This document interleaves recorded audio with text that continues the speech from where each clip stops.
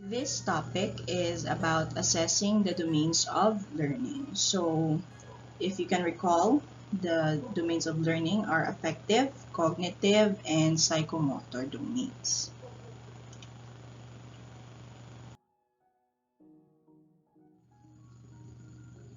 Learning domains have always played an important role in evaluating the student's knowledge and skills. The learning domains can be incorporated while designing the course outcomes of all the courses in a program or grade level. However, the assessment of learning domains practiced in many educational programs resulted in a vague assessment methods, and as a result, they failed to show concrete continual quality improvement. This is according to Kasilingam, 2014.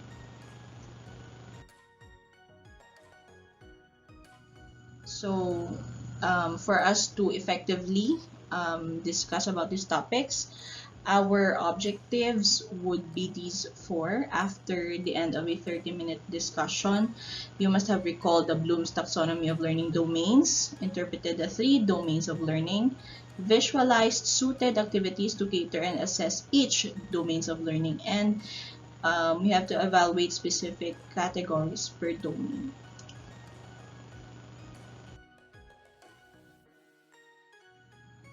At this juncture, we will have our pre-test.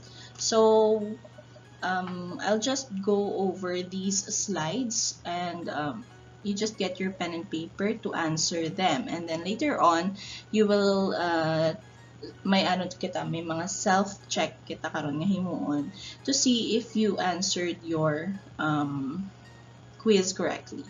Or you may refer sa handouts for this.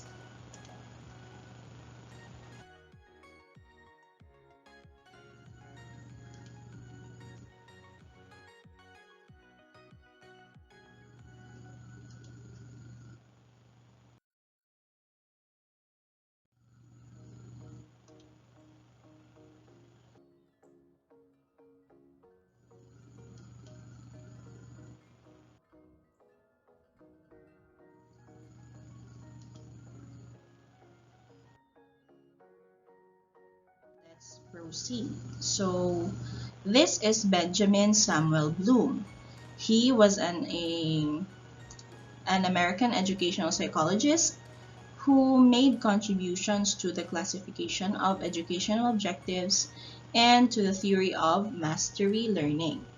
If you remember, he also directed a research team which conducted a major investigation into the development of exceptional talent whose results are relevant to those questions of eminence, so exceptional achievement and greatness. So in 1956, Bloom edited the first volume of Taxonomy of Educational Objectives and the Classification of Educational Goals, which outlined a classification of learning objectives that has come to be known as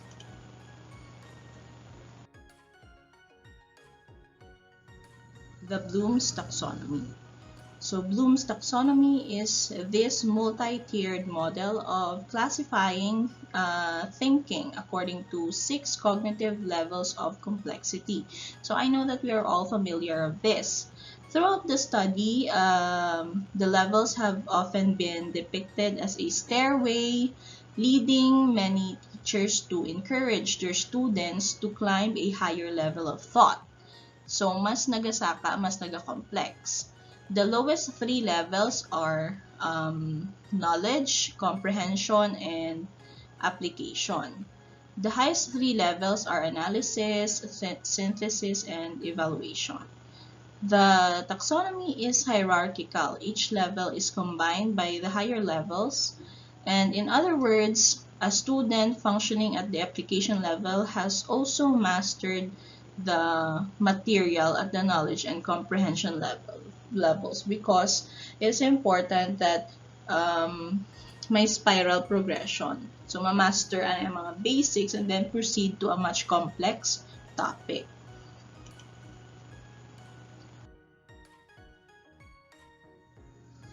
Design of learning domain is carried out based on the inputs from cognitive psychologists, curriculum theorist, and instructional research, or ang mga researchers mismo, and testing and assessment specialists.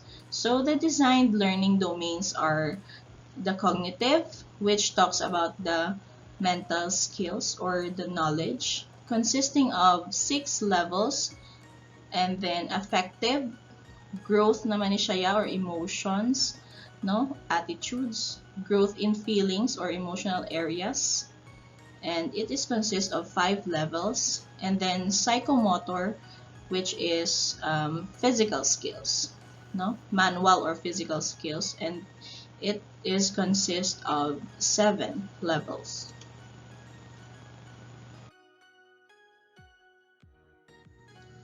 During the 1950s, Benjamin Bloom aimed to develop a system with different categories of learning behavior to assist in the design and assessment of educational training. And ang nakita ta kaginang pyramid, which has the mga qualities. I mean categories like remember, understand, apply, analyze, evaluate, and create. This talks about sa cognitive domain only. So, di ba, may tatlo? Cognitive, affective, and psychomotor. So, this specific pyramid sa Bloom's taxonomy is for the cognitive domain.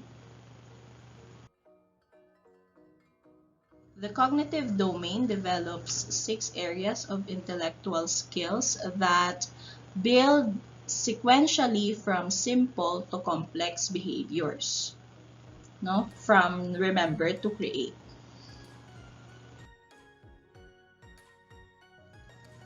Cognitive domain deals with how a student acquires processes and utilizes the knowledge. So it is the thinking domain, because this domain focuses on intellectual skills and is very much familiar to us educators.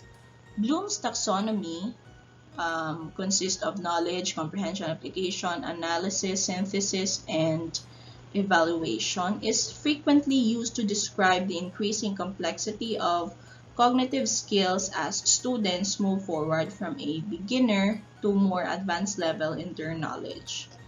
Cognitive domain is the core of the learning domain. And the other two domains, the affective and psychomotor, they require, di ba, at least some of the cognitive components, because you still have to think about it, di ba? So, the cognitive domain is well suited for online face-to-face environment of assessment. Kay thinking siya knowledge-based siya.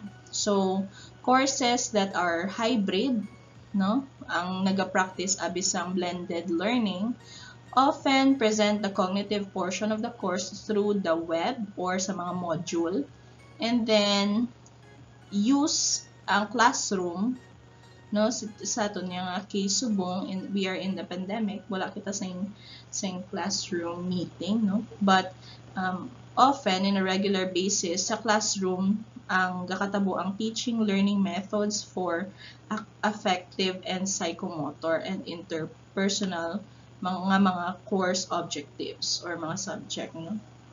Mga subject objectives, because ideally amo gid man na dapat, no, sa ideal classroom. Once nga ra na gani sa sulod sang classroom, 4 walls of the classroom, or nagamit na kamo face to face with your students, may ginatawag kita nga teacher as facilitator. So naga-facilitate kita dapat sa mga activities of the students, and then those nga mga knowledge or factual based nga topics, no, it's either nga ano na lang na siya, pre-recorded video just like this, or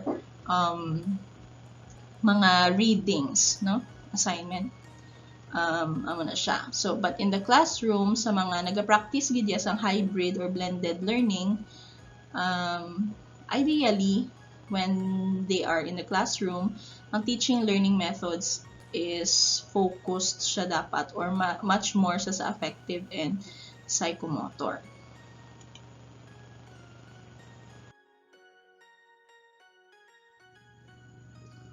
In 2001, a former student of Bloom nga si Lauren Anderson and one of his collaborators, David Krathwohl, no, led a new assembly which met for the purpose of updating the taxonomic to balanga Bloom's taxonomy of learning domain na relevant na sa 21st century students and teachers. And among the reasons for the update was inclusion of a new understanding of learning and new methods of instruction. Ang mga category names were changed from nouns to verbs. That's why kagi namin nakita ka mga remember as sa create, no? And ang previous is knowledge up to evaluation. So still they are ordered from simple to complex. As you can see, remembering hindi na siya noun, which is dire, knowledge, comprehension, application, analysis, synthesis, and evaluation. Naging mo na siya nga verb, remembering, understanding, applying, analyzing, evaluating, creating. Right?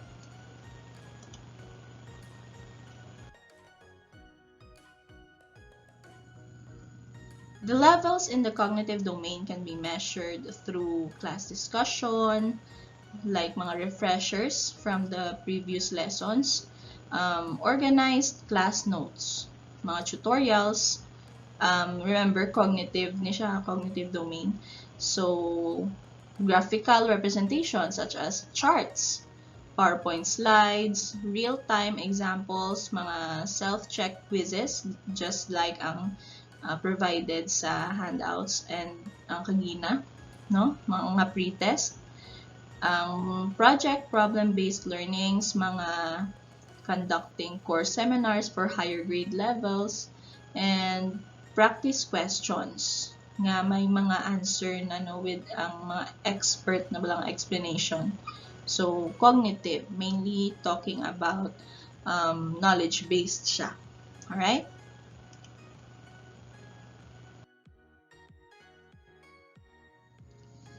Next is the affective domain. Affective domain is critical for learning, correct? Kay attitude ni siya mo behavior, but ang affective domain is often not specifically addressed. No? Because for example, sa aton abing situation subong in a pandemic, most of us practicing ang modality naton is modular.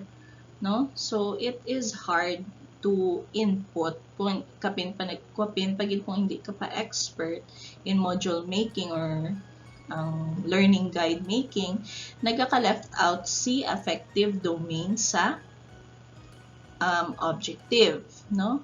So, kung ano nga daan ang objective mo, kumbaga mirrored siya dapat sa mga activities. So sometimes because it's it's hard to assess, it's hard to score kay tungod wala ka mo face to face ni student, nagaka-left out si affective domain.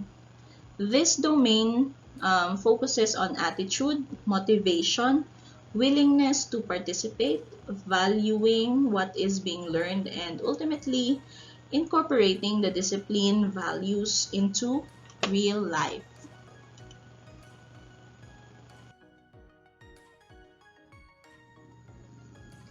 The stages in this domain are not as sequential as the cognitive domain, but have been described as this: no, receiving, willing to listen, responding, willing to to address, no, willing to say something na, no, or willing to respond na, to reply to whatever the stimulus is.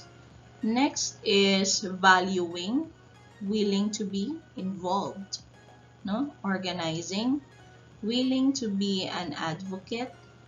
And last or topmost part of the pyramid is the characterization, wherein sa characterization, na-reach mo na ang peak that the student is willing to change one's behavior, no? We might think nga advocate ng pinaka highest level, no? But characterization, dapat nag-change ka na sang behavior nag-change na ang lifestyle or ang willingness mo to change lifestyle or to change your way of life.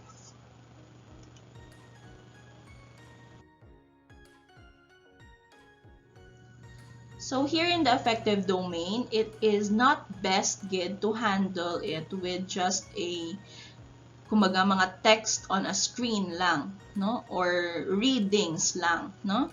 Class meetings or an initial class meeting, the orientation type to support an online course, be for example, might be used for affective development, such as mga videos and audio clips that are also excellent ways nga kumbaga maging interested man ang student sa topic, no? Engaging sa affective domain. So here are examples ng mga activities that you can kumbaga mahimo mo para sa class in order for you to touch man ang affective domain. So you just go over this sa notes.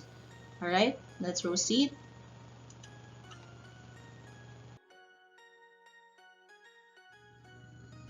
So here in the affective domain, you have to motivate, no?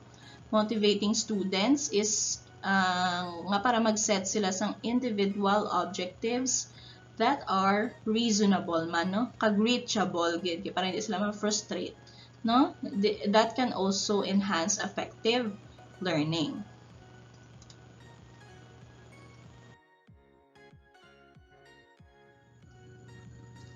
Next is psychomotor domain. Psychomotor domain nag-focus on performing sequences of motor activities. Nagahulag, no?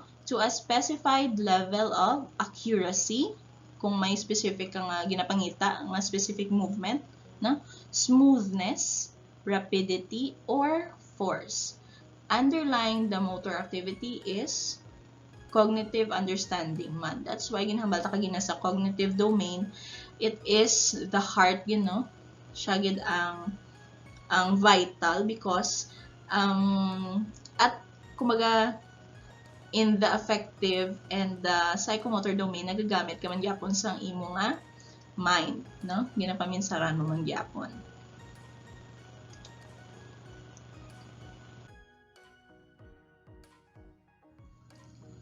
The psychomotor domain, which focuses on physical skills, movement, no, was identified but not defined by Dr. Bloom.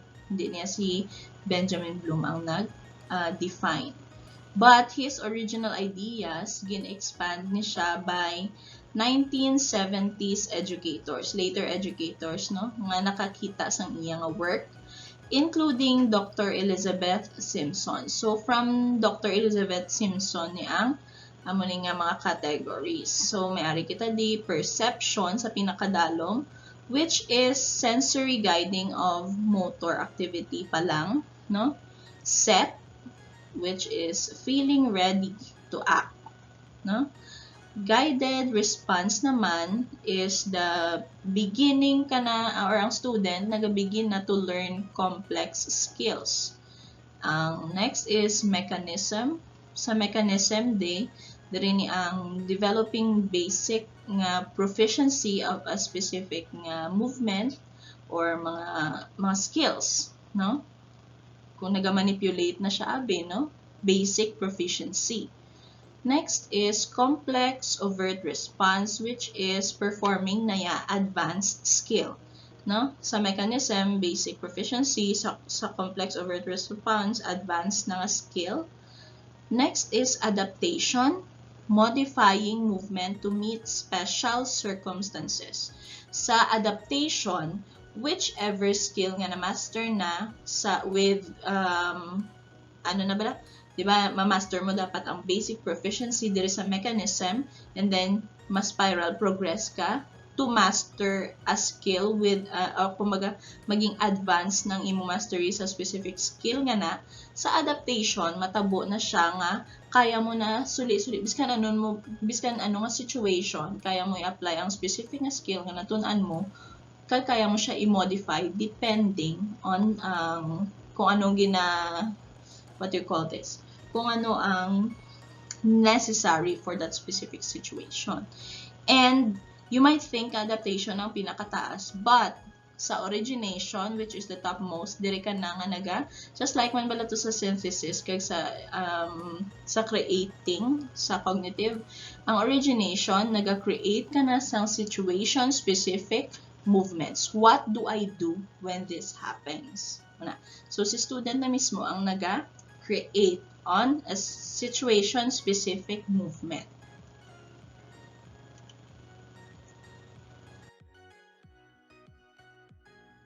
And of course, underlying the motor activity is cognitive understanding.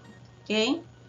In elementary, high school, higher education, sa mga amo nga environment, those three, ang psychomotor learning can be included sa, for example, sa elementary education, may play kada o kinesthetic or physical activities. Okay? Mga dance recital, something like that. So, okay. So, high school, abi, may mga physical education courses, mga sports, lab courses for mga science classes, okay?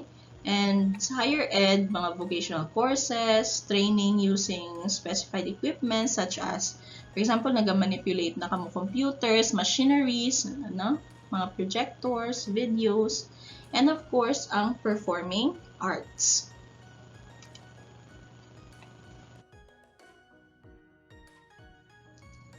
Students who are new to a content area will generally benefit more from hands-on, hands-on learning, kumaga learning by doing, than from mediated learning within the psychomotor domain. Kasi lagid ang naga-giho, okay?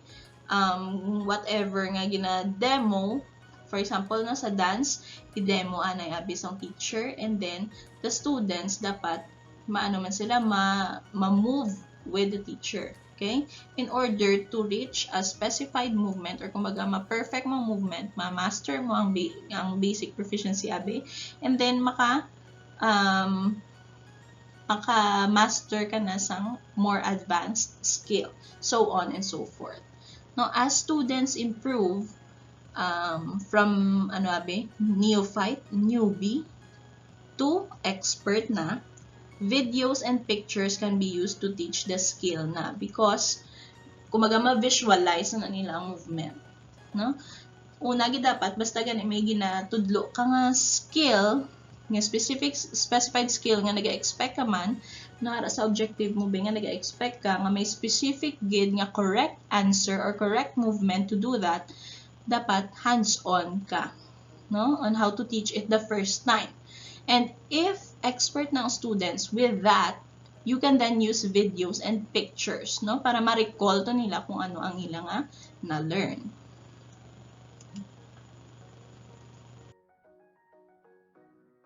And for the benefit of everyone, these verbs here sa revised Bloom's Taxonomy Action Verbs by Anderson and Krathwohl maka-help gid in order for you to formulate more authentic questions depending on what you expect the learners to do, or to more specific learning objectives mo nga gina-expect mo from the learners. So these lists are can be used sa either objectives that refer to cognitive, affective, or psychomotor domains. And nakadepende lang man na on how you use the verbs, on what context ang imong question, ano ang mga gina-expect mo nga ubrahon ni student. Okay? Alright, so I'll just send the file sa group chat, or you may visit the link to access the PDF copy of this list. And now, we've come to a point that we will do a self-test. Now, we'll have set of questions here, statements, nga nagapangita sa aton nga understanding kung naintindihan ta ginan bala ang topic that we have just learned. So, let's do this. Let's read them all together, and then you try to decide kung ano nga letter ang correct answer.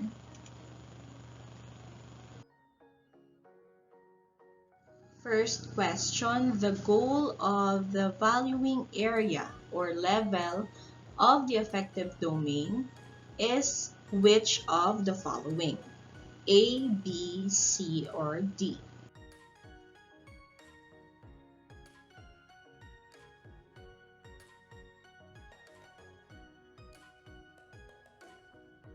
Answer is being willing to be perceived as committed.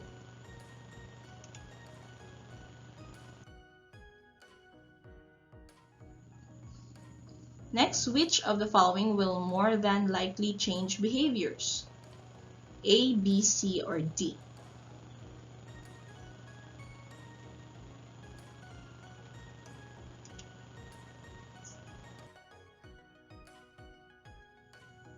Alright, the answer is B, repetitive practice in a laboratory or simulator or simulated setting. Why nga ma-likely change behavior siya? Because the more nga ginasulit-sulit mo, makita mo ang sala, ma-correct, and then ma-perfect mo ang skill.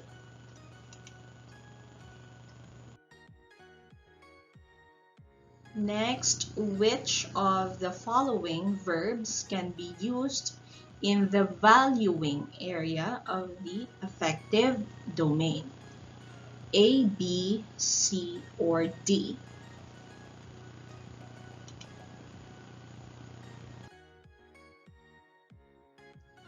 The correct answer is all of the above. Why? Again, because it depends on you lang kung ano ang context ng question that you are asking or what you expect the students or the learners to do or to answer. Would be the conclusion for assessment of learning domains. You may refer to this list on the slide for readings. No? These are our references for assessment of learning domains. Thank you.